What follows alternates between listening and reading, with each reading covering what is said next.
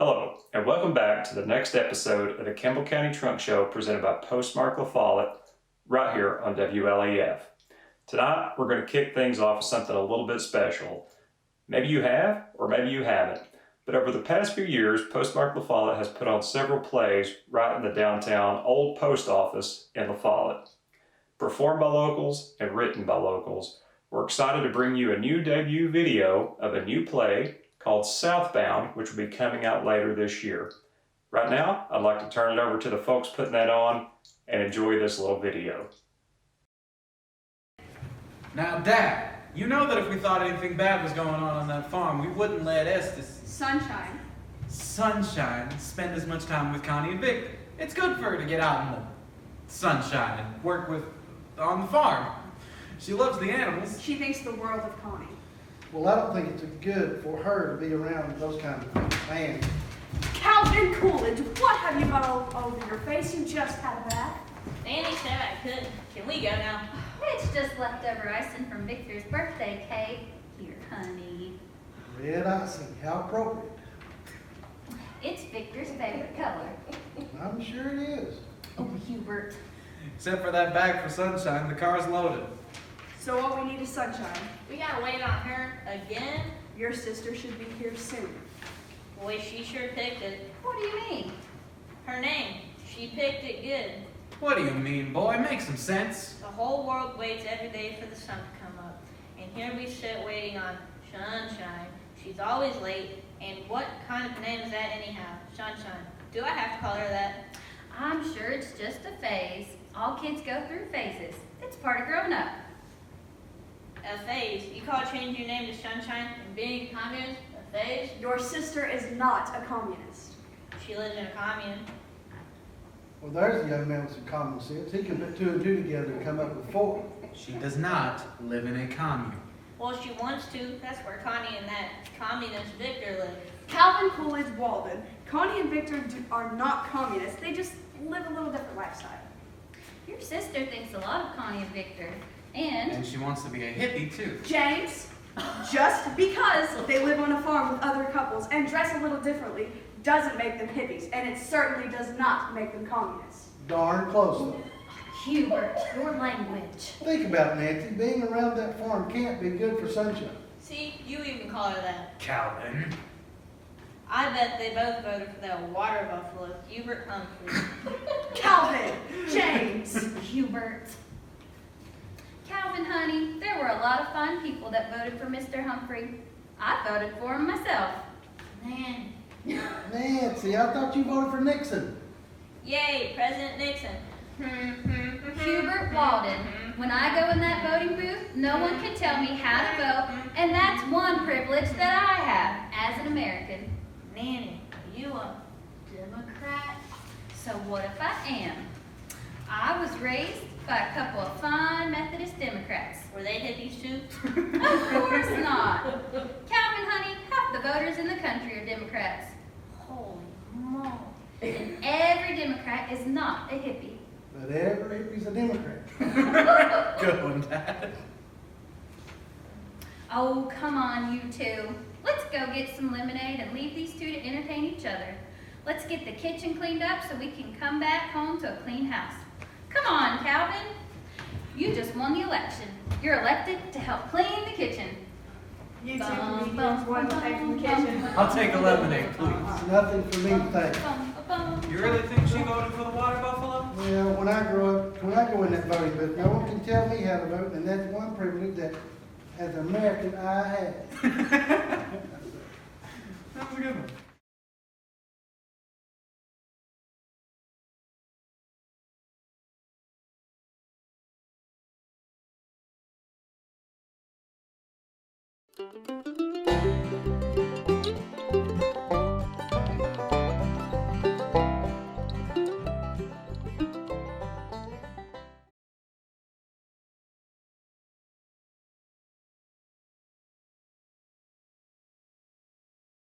As always, I'm your host, Brad Smitty.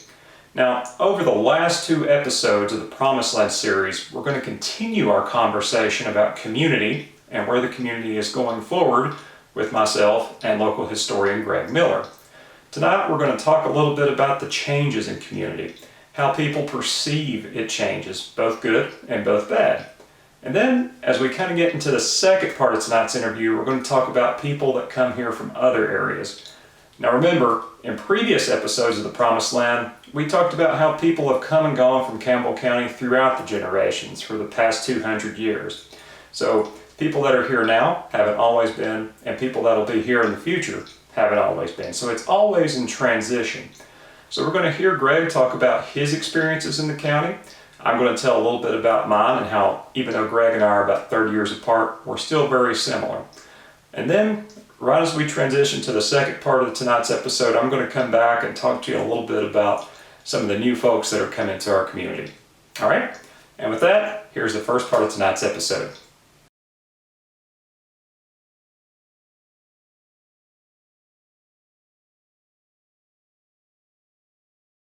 That's just the way it was. And, it was a, it was a wonderful experience. But maybe this is just part of getting old. Old people always think that things have changed and not always for the better. And most of the time they probably are better, but old people tend to focus on the past and sometimes back into the future. But, it makes me wonder sometimes that we haven't lost something very important in this idea of community, that it has changed, and I think a lot of people grow up perhaps without that sense of community. And without that, I think you're more, well, maybe I'll say it this way, you're less restrained. When I was a kid, there were things that would have never crossed my mind to do because it would have hurt people I knew, or it would have affected people I knew, or I just couldn't get away with it because somebody would have ratted me out to my parents, So, it makes a difference. When you live in a place where you don't know anybody and you don't care what they think, and, I think there's less social restraint on your behavior. And so I can't help but think that somebody could write an interesting book about that subject. It wouldn't be me, but somebody that knows what they're talking about, could write an interesting book about the effect of the evolution of our concept of community and how it affects things.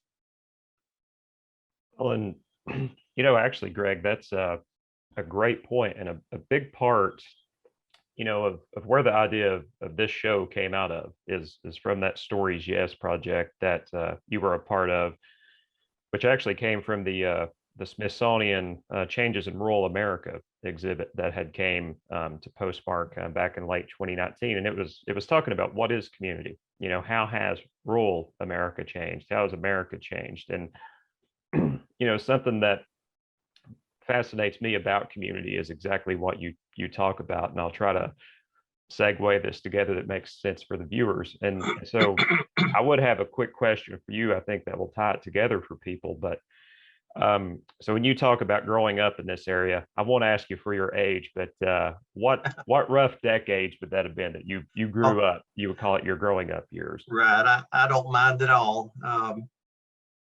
My dad used to say, as he got older, he'd have a birthday and he'd say, well, I'm proud of having a birthday considering the alternative. So I was born in 1957.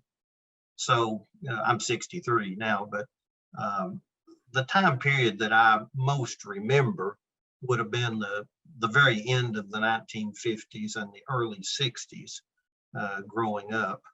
And there was, radical changes happened, of course. My sister was 12 years older than I was.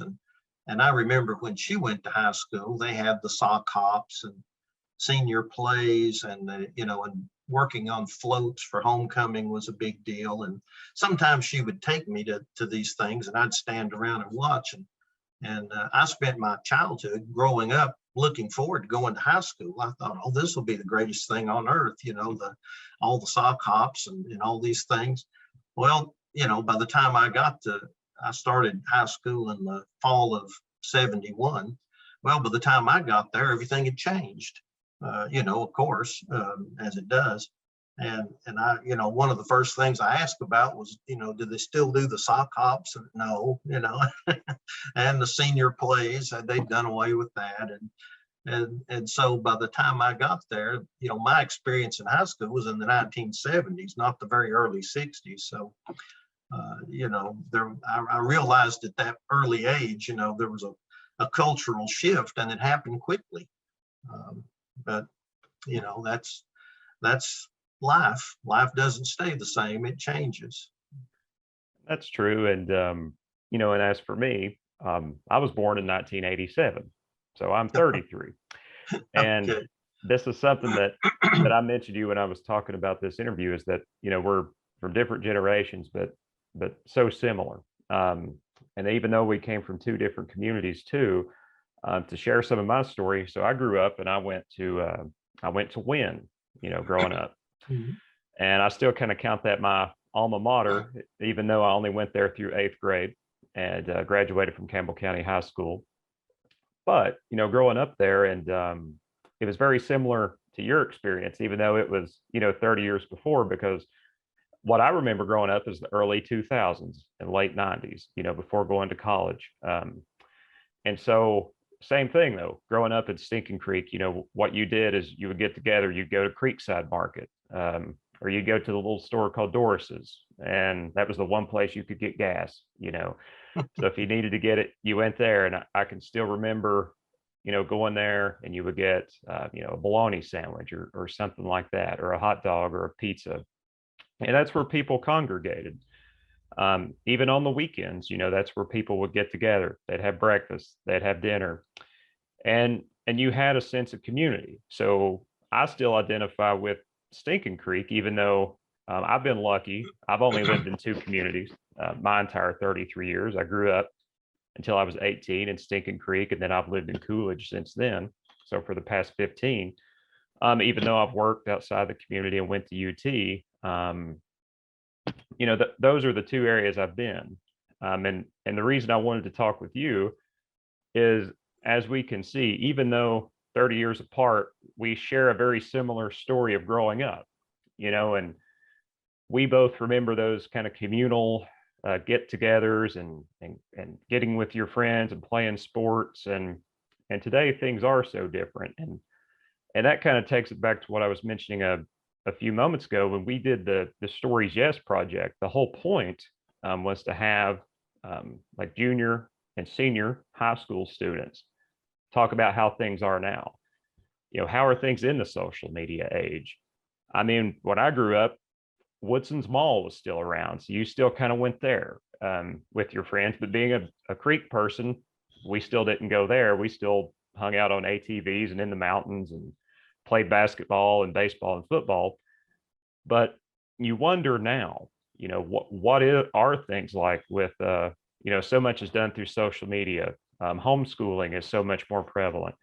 And then now that you have had, COVID-19 changing the world, and, and living from home, going to school from home, what are the social connections?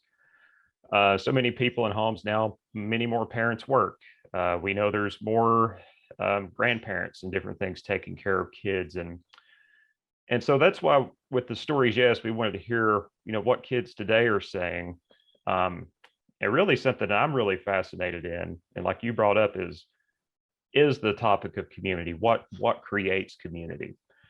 And I've always thought, and from what I talk to people, and like when I talk to you, it's the pride in where you're from, and it's like, if you can instill a pride in people, they take an ownership. And if people are, constantly moving in and out, like you're saying, it's hard to really develop a pride or a connection. And oftentimes, and you really hit on it too, and is really the nature of kind of an interactive television show that we're trying to build here, is with people, you get up, you get in your car, you go to work, you wave at your neighbors. You don't have these little community stores. Like you said, churches are different. People are not having conversations as much. And we're a lot more isolated in a lot of ways with social media and television and all these different things that, as you've seen, we've had divisions coming up in society where people, inherently we're kind of tribal. We like to identify with those that think like us. But as you're saying, if you sit down and you have a conversation with somebody, maybe you were born in 87, they were born in 57, someone's a judge versus someone that works for a state park. But you see, our experiences are very similar. And when you take the time to really sit down and talk to somebody, I guarantee you that there's people out there that are watching this, they're thinking, yeah, I remember going to this store, or I remember going to, Miss Maddie's or something like that. And I think of Tony Branham, who runs the Postmark Jamboree. When he was interviewed for the Stories Yes, he talked about growing up right there in kind of the Habersham community, exactly what you're talking about, that everywhere he went, there was somebody watching. It all felt like a family. You could go to anybody's house. And I remember that same thing. And so this is really kind of an exploration of, how do we get people to connect? How do we get people to create a community? Where are places that we can go? And something that we've seen from talking with those young people is like having a community center. There's not a movie theater. There's not a roller skate rink. There's not a bowling alley. There's not a playhouse. And I know that's something with Postmark that we're trying to create. It's actually called a creative placemaking center, which when most people hear that, they're like, what's that? When it really just means a place to get together. You can watch a play. You can be part of the Writers Guild. You can be somebody that's interested in making films and be sitting here doing that, because it's a place to get people together in downtown LaFollette. And then we hope to kind of grow that community aspect.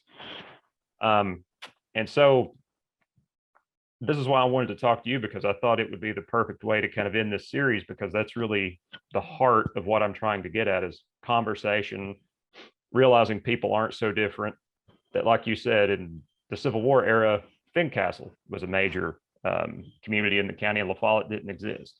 Now we think of Fincastle as just this little hub out there up the valley. And this is kind of where we'll segue, to the second part, and maybe to the future, is neither one of us can answer really the question of, how do we, create community other than conversation. But when we think about where we're at now as a county and where we're going, you mentioned it before, now there's lake people versus locals. And there's kind of that, and we all know it's there, this kind of tension, a lot of the times between both, of like, if you're new to the area, there's an apprehension that you kind of know that you're looked at differently. If you're a local, you're kind of looking like, this is someone new, are they here?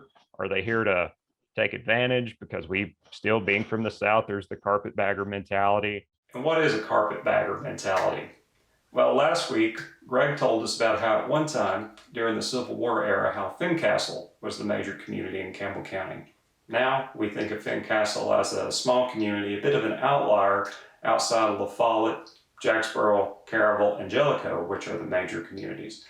So things over time change. People come and go. And it's what we choose to do in our community and our choices that ultimately affect where we are and where we're going. So we can choose to look at people as coming in to take advantage, or we can choose to look at people as coming in to give something back to. It's all about our choice.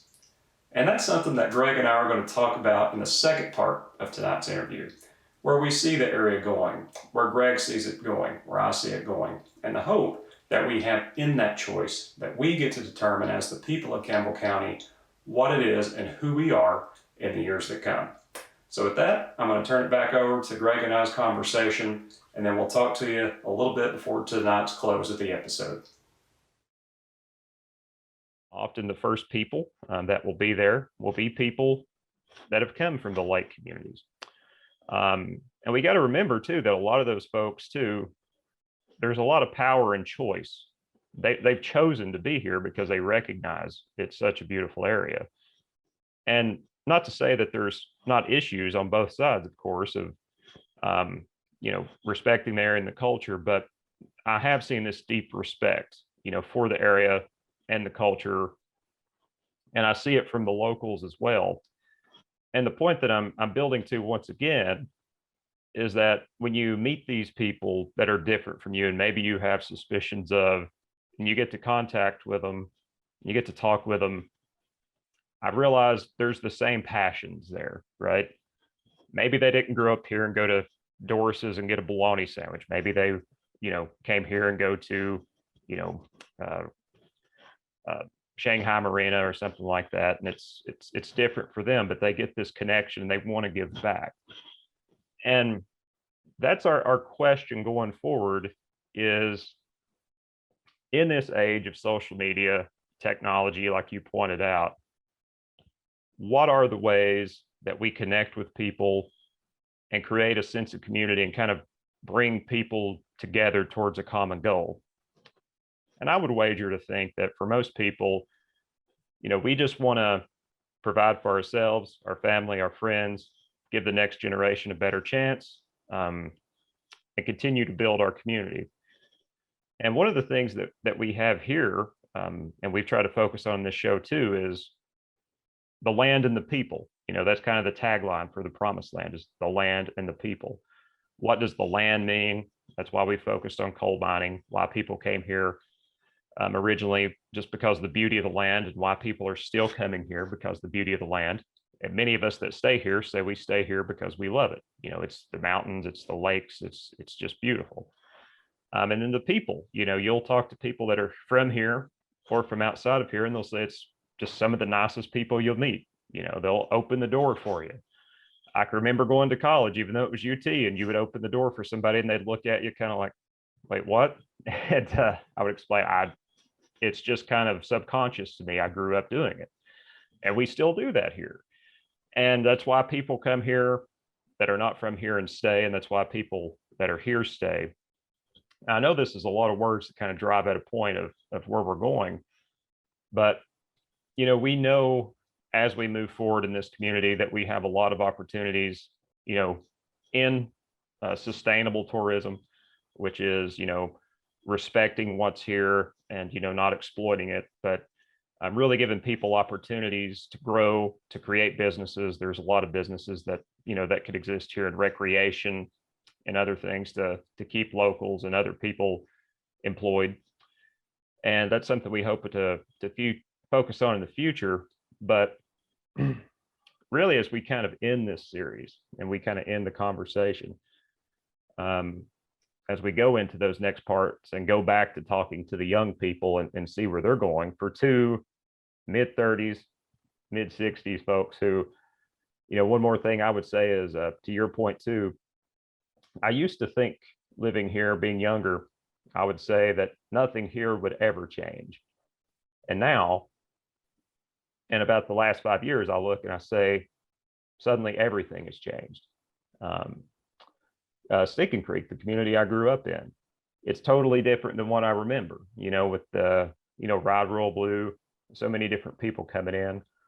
And I know that that's part of the friction and issue that exists here as well with a lot of people, because it is hard to see that changing.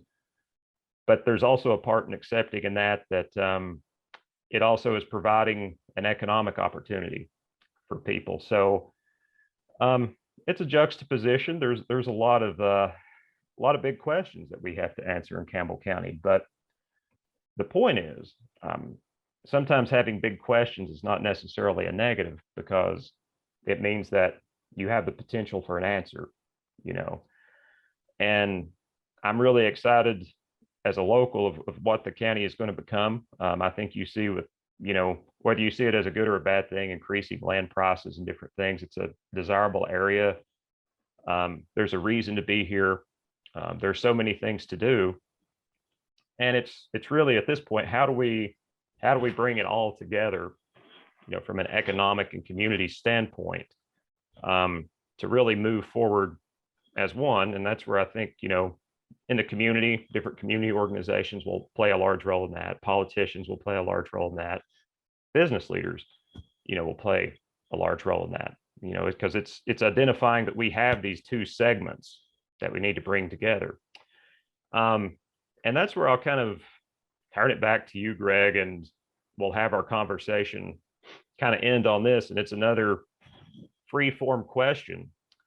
But, with where we're at, in the county, and I've kind of shared my thoughts in part of where I can see us going and some of the things that we would do. But as you look forward, I would say, and this is something we asked those same students in that Stories Yes program, where do you see Campbell County in 50 years? And that's my question to you, Greg, is where do you see Campbell County in 50 years? What do you think it will look like in 2071 versus 2021? Well, first off, I hope I'm here to see. But, I think somebody asked me one time what I thought the future would be like, just in general. And I said, everything that's good will get better, and everything that's bad will get worse. And I think Campbell County has unlimited potential. It always has. It's like anything else. It'll be whatever we make it. And if we choose to make it something wonderful and good, it will be. And if we choose not to do that, or we don't put the effort in to make it a better place, then it won't be. It's up to us. But it has unlimited potential. It's a beautiful area. Like you, I never moved very far away from Campbell County. I grew up here, went up the valley to LMU, and then went over to UT and went to law school, and then came back here just as quick as I could. In fact, I lived on College Hill for a little while, and then I moved back to Linden Park and lived there 20 more years, and then eventually moved down to Jacksboro. But, I love this place. I don't want to leave it. It's nothing like it was when I grew up, but that's not to say that that's a bad thing. It's still wonderful people. And, I think an important thing is this, and we have limited control over that locally because national trends have a great deal of impact on smaller areas. But getting people to talk, I've talked to people that are from all over the world. I mean, if you go to college, you do that anyway. You meet people from different places. But what I've discovered is if people will sit down together and talk in good faith, they'll discover, no matter how disparate their backgrounds or how far away they came from or how different their cultures are, they will discover that they have far more in common than they do apart. People are just people, and we all want basically the same things, and we all like it for the most part, the same things, and dislike the same things. And we all, I guess, feel the same way about little puppies and kids. And, you'll always find things you can talk about and things that you can share. And I guess it's a national trend more than anything else. But this idea, you see it on television. I don't watch news programs much anymore, but you'll have two people with two different points of view, and they don't talk to one another. They shout at each other. And they don't emphasize the things they have in common. They emphasize the things they don't have in common. And as a result, nothing gets accomplished. I guess they both come in mad and they leave mad. You can't build community at the national level or the local level if everybody's yelling at one another. You have to sit down at some point and respect one another. And even if you have differences, respect those differences and just move on. And be together. Whether it's a national social trend that's trickling down or whether they made fundamental changes at the bottom and it's trickling up, I'm not sure. But an important part of community is that you care what the people around you think about you. You want their respect and you want to be part of the group. I remember as a little kid, the candy counter at the little grocery store there, Mr. Shannon had, it was a glass case and it had a sliding door on the back side of it, and that's where all the candy was. So you could stand in front of the glass case and look at all that wonderful candy, and just think, oh, that's the most wonderful thing. Well, when Mr. Shannon got to the point where he trusted you, he would tell you, now I trust you. I know you won't take anything that you're not supposed to have, so you can go get your own candy and put it on the counter instead of having to ask. Well, when I hit that point where he told me I could get in the candy counter and gather candy up and then put it on the counter for him to ring up because he'd be in the back doing something or whatever, I felt 10 feet tall. I wouldn't have stolen a penny's worth of candy out of that counter if he put a gun to my head, because he trusted me. And it gave me a good lesson about the benefits of being honest and well thought of. And I felt like, you know, I had gotten some great award because he trusted me enough to do that. All right, folks, that's going to do it for tonight's episode. We look forward to having you come right back and join us next Wednesday, June 16th at 8:30 p.m. as we wrap up the Promised Land series with episode 10. We're very excited to announce that on June 23rd at 8:30 p.m., so that's right, you're going to get episodes the next 2 weeks. We're going to feature a piece by local filmmaker Josh Green about his journey on the Cumberland Trail. And that's the point of the Campbell County Trunk Show. We want you to submit your stories, and Josh has done that. So we hope for that to be a perfect segue as the Trunk Show continues on, even after that bonus episode. So once again, join us back next week, June 16th at 8:30 p.m. here at WLAF to close out the Promised Land series. And then again, June 23rd, as we talk with Josh and see his journey. Next week, Greg Miller and I are going to talk a little bit more about where we see the area going in the next 50 years, and we hope for you to join us. As always, in the closing screens here, you can comment and give your stories to us just like Josh did. Email, phone, social media, whatever works best for you. As always, I'm your host, Brad Smitty, and thank you so much for supporting the Campbell County Trunk Show over the past few months, and we look forward to building it with you as we go into the future.